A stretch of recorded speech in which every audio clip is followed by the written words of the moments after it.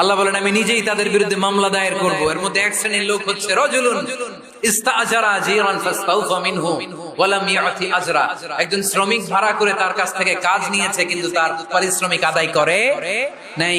এরকম আছে না নাই? দাপট দেখায় ইউনিভার্সিটির ক্যান্টিন গুলোতে, ইউনিভার্সিটির ক্যান্টিনে যে খায় মাগার বিল দেয় না, এরকম ডাকাইত আছে না নাই? চায়ের দোকানে চা খেয়ে পরে দিমু বিল দেয় না, আছে না নাই? দোকানে যে পণ্য কিনে বিল দেয় না, পরে দিমু, আছে না নাই? কিয়ামতের দিন আল্লাহ তোর এই মাস্তানি ছুটাবে, চিল্লা এখন ঠিক কিনা? আনা খাসমুহুম, আমি নিজেই তাদের বিরুদ্ধে মামলা দায়ের করব। কথাটা কার? এজন্য বিশ্বনবী বললেন খবরদার, মেহনতি মানুষ, খেটে খাওয়া মানুষ, এদের দোয়া কবুল হয়ে যায়। আতুল আজিরা আজরাহু ক্বাবলা আন ইয়াজিফা আরাকুহু, খবরদার, বিশ্বনবী বললেন শ্রমিকের ঘাম